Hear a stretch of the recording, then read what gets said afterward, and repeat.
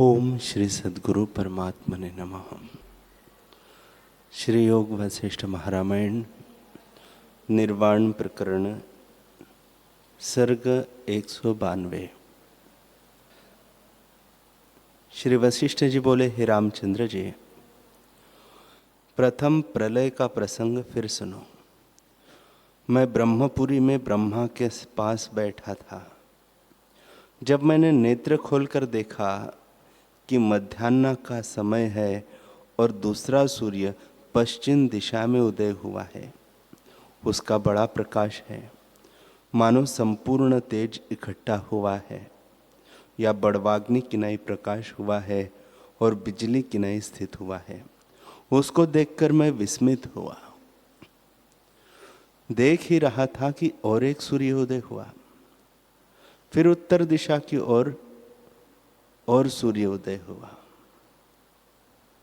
इसी प्रकार प्रथम के अलावा 10 सूर्य आकाश में और प्रकट हुए। बड़वाग्नि समुद्र से प्रकट हुई, उससे एक सूर्य निकला।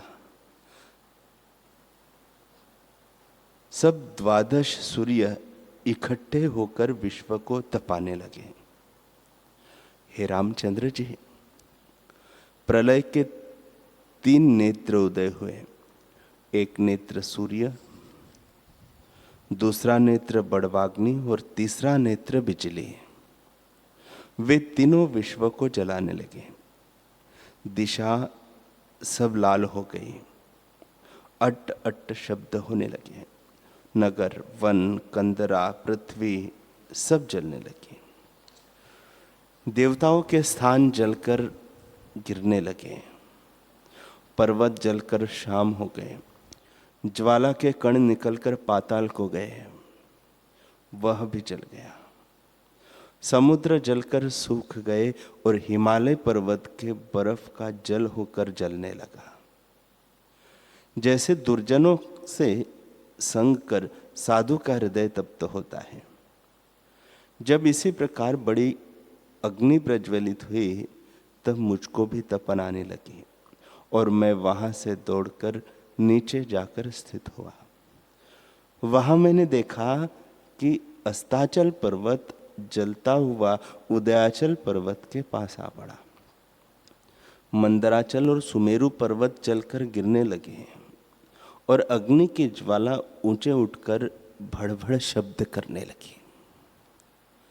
हे रामचंद्र जी, इस प्रकार संपूर्ण विश्व जलने लगा। बड़ा क्षोभ हुआ और जहां कुछ रस था सो सब सूख गया। हे रामचंद्र जी, जिसको अज्ञानी रस कहते हैं वह सब विरस है, परंतु अपने अपने काल में सब रस संयुक्त दिखते हैं। उस समय में मुझको सब ऐसे लगे जैसे जलती हुई बेल होती है। हे रामचंद्र जी, इस प्रकार मैंने सब विश्व जलता देखा, परंतु ज्ञान से जिसका अज्ञान नष्ट हुआ था वह सुखी दिखता था और सब अग्नि में जलते देख पड़ते थे। बड़े भयानक शब्द होते थे। शिव का जो कैलाश पर्वत है, उसके निकट जब अग्नि आई, तब सदाशिव ने अपने नेत्र से अग्नि प्रकट की, जिससे बड़ा क्षोभ हुआ और ब्रह्मांड जलने लगा। तब महापवन चला, जिससे बड़े पर्वत उड़ने लगे, जैसे तृण उड़ते हैं। जो स्थान जले थे उनकी आंधी होकर यक्षों के स्थान भी उड़ने लगे। निदान बड़ा क्षोभ प्रकट हुआ और इंद्र आदि देवता अपने स्थान को त्याग कर ब्रह्मलोक में चले गए। बड़े मेघ जो जल से पूर्ण थे सूख कर जलने लगे। कल्परूपी पुतली नृत्य करने लगी। जले स्थानों से जो धुआं निकलता था वह उसके केश थे और प्रलय का शब्द उसका बोलना था। बड़ा पवन चलने लगा। पर्वत जलकर उड़ने लगे और सुमेरु आदि पर्वत तृणों किनारे उड़ते थे। निदान जीवों को बड़ा कष्ट हुआ जो कहा नहीं जाता। वशिष्ठ जी बोले, हे रामचंद्र जी, जब अग्नि से सब स्थान जल गए तब उसके उपरांत पुष्कल मेघ गरजकर वर्षने लगे। प्रथम मूसली सी, फिर खंभा से धारा बरसी, फिर नदी किनाई और फिर महानद किनाई मेघ बरसने लगे, जिसका गंगा यमुना नदी लहरें थी। उससे सब स्थान शीतल हो गए, जैसे तीनों तापों से जला हुआ अज्ञानी संतों के संग से शीतल होता है। हे रामचंद्र जी, फिर ऐसा जल चढ़ा जिससे सुमेरु आदि पर्वत भी नृत्य करने लगे। जैसे समुद्र में झाग होते हैं वैसे ही हो गए, अथवा ऐसे जान पड़ते थे जैसे जलचर होते हैं। हे रामचंद्र जी, ऐसा जल चढ़ा कि कहा नहीं जाता। बड़े बड़े स्थान और देवता, सिद्ध, गंधर्व बहे जाते थे। जिनको अज्ञानी परमार्थ जानकर सेवन करते हैं वे भी बहते देखे। जैसे कोई पुरुष कंटक के अंधे कुएं में गिर के दुख पावे वैसे ही वे दिखे, पर मुझको सब ब्रह्म ही देख पड़ता था। पर जब संकल्प की ओर देखता तब महाप्रलय दिखता और मेघ गरजते घटा होकर दिखाई देते। निदान ब्रह्मलोक तक जल चढ़ गया और मैं देखकर आश्चर्य को प्राप्त हुआ। वशिष्ठ जी बोले, हे रामचंद्र जी, उस ब्रह्मा का जगत जलमय हो गया और मुझे जल से भिन्न कुछ न देख पड़ा, सब शून्य ही देख पड़ा। ऊपर नीचे और मध्य दिशा भी न दिखती थी।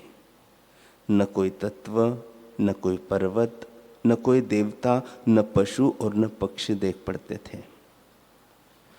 तब मैंने ब्रह्मपुरी को देखा कि उसकी क्या दशा है।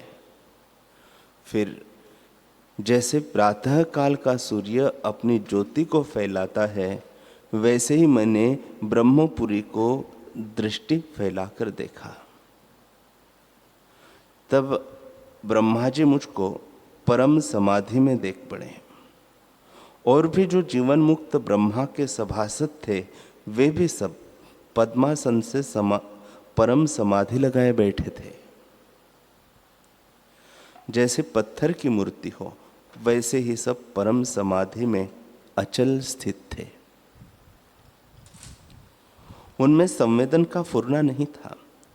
चारों वेद मूर्ति धारण किए और बृहस्पति, वरुण, कुबेर, इंद्र, यम, चंद्रमा, अग्नि, देवता इत्यादि ऋषिश्वर, मुनीश्वर आदि सब जीवन मुक्तों को मैंने ध्यान में स्थित देखा।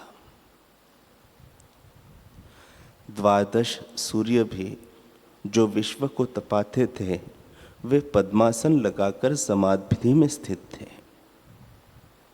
एक मुहूर्त तक मैंने इसी प्रकार देखा। जब एक मुहूर्त बीता तब सूर्य के सिवा सब अंतर्धान हो गए। जैसे स्वप्न की सृष्टि अपने में विद्यमान होती है और जागने से उसकी अभावना हो जाती है, वैसे ही मेरे देखते ही देखते ब्रह्मपुरी शून्य की नाई उजाड़ हो गई। जैसे राजपतन से मार्ग प्रलय हो जाते हैं वैसे ही प्रलय हो गया। हे रामचंद्र जी, जैसे स्वप्न में मेघ गरजते दिखते हैं और यह दृष्टांत तो बालक भी जानते हैं कि प्रत्यक्ष अनुभव को छिपाते हैं वे मूर्ख हैं। मैं अनुभव से भी जानता हूं, स्मृति भी है और सुना भी है कि जब तक निद्रा है तब तक स्वप्न की सृष्टि दिखती है, और जागने पर उसका अभाव होता है। वैसे ही जब तक ब्रह्मा की वासना थी तब तक सृष्टि थी। जब वासना क्षय हुई तब सृष्टि कहाँ रही। जब वासना नष्ट होती है तब अंतवाहक आदि भौतिक शरीर नहीं रहते। हे रामचंद्र जी, जब शुद्ध मात्र पद से चित्त शक्ति फुरती है तब पिंडाकार होकर भासित होती है, और जब तक शरीर है तब तक संसार उपजता है और नष्ट भी होता है।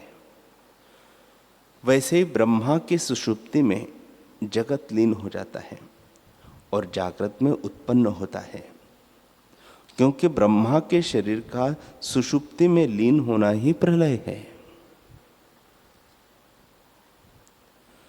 यदि कहिए कि इस शरीर के नाश का नाम महाप्रलय है तो ऐसे नहीं है, क्योंकि मृतक हुए शरीर का नाश होता है और फिर लोक भासित होता है।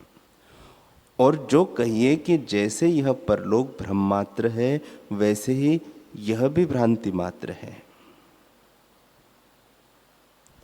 इसी का नाम महाप्रलय है, तो यह भी ठीक नहीं, क्योंकि श्रुति स्मृति और पुराण सब कहते हैं कि महाप्रलय में कुछ नहीं रहता, केवल आत्मसत्ता ही रहती है। और जो कहिए कि परलोक भ्रांति मात्र है, इसका नाश होना क्या, तो श्रुति और शास्त्र का कहना व्यर्थ होता है। और जो उनका कहना व्यर्थ हो तो इनके कहने से ब्रह्माकार वृत्ति किसी को उत्पन्न न हो। जो तुम कहो कि जैसे अंग वाला अंग को सिकोड़ लेता है, वैसे ही स्थूल भूत सिमट कर अपने सूक्ष्म कारण में जाकर लीन होते हैं, इसी का नाम महाप्रलय है, तो यह भी ठीक नहीं, क्योंकि सूक्ष्म भूत के रहते महाप्रलय नहीं होता। और जो तुम कहो कि संवेदन जो अज्ञान है, जिसमें अहम फुरता है, उसका नाम महाप्रलय है, तो यह भी ठीक नहीं, क्योंकि मूर्छा में जीव को अज्ञान होता है, परंतु फिर सृष्टि भासित होती है और मृत्यु होती है। सो मृत्यु बड़ी मूर्छा है, पर उसमें भी फिर पंच भौतिक शरीर भासित होता है और आगे जगत भासित होता है। इससे इसका नाम भी महाप्रलय नहीं। जो तुम कहो कि जब तक यह पंच भौतिक शरीर है तब तक जगत है और इसका अभाव होने पर महाप्रलय होता है, तो यह भी ठीक नहीं, क्योंकि जब शरीर को जीव छोड़ता है और उसकी क्रिया नहीं होती तो वह पिशाच होता है।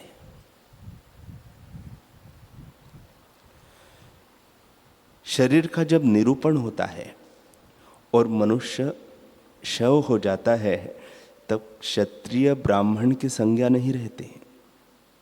इससे तुम देखो कि केवल देह का नाश भी प्रलय नहीं है और प्रमाद से विपर्य का नाम भी महाप्रलय नहीं है। महाप्रलय उसको कहते हैं जिसमें सबका अभाव हो जाए, और सबका अभाव तब होता है जब वासना का क्षय हो जाता है। इसलिए वासना के क्षय को ज्ञानी लोग निर्वाण कहते हैं।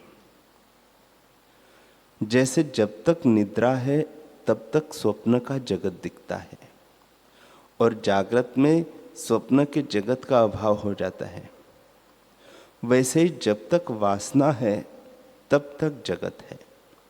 जब वासना का क्षय होता है तब जगत का अभाव होता है। हे रामचंद्र जी, वासना भी फुर्ती नहीं, आभास मात्र है। जो तुम कहो कि भासता क्यों है, तो जो कुछ भासित होता है वह वही अपने भाव में आप स्थित है। हे रामचंद्र जी, उत्थान होने का नाम बंधन है और उत्थान के मिटने का नाम मोक्ष है। हे रामचंद्र जी, नेत्र के खोलने और मुंदने में भी कुछ यत्न है, पर मुक्त होने में कुछ यत्न नहीं है। जो वृत्ति बहिर्मुख हुई तो बंधन हुआ और वृत्ति अंतर्मुख हुई तो मुक्त हुआ। इसमें क्या यत्न है? इसलिए सुषुप्त किनाई निर्वासनिक हो जाओ। जब अहम संवेदन फुरता है तब मिथ्या जगत सत्य भासित होता है। आगे तुम्हारी जो इच्छा हो सो करो, पर जब अहम उत्थान से रहित होंगे तब निर्वाण पद को प्राप्त होंगे, जहां एक और दो कोई कल्पना नहीं। उस परम शांत निर्विकल्प पद को तुम प्राप्त होंगे।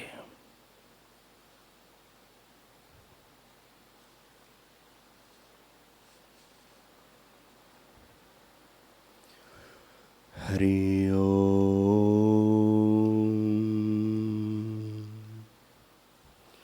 हरि ओम,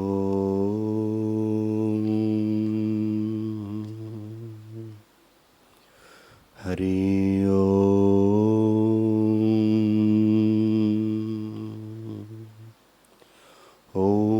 सहना भवतु सहनौ भुनक्तु सह वीर्यं करवावहै तेजस्विनावधीतमस्तु मा विद्विषावहै।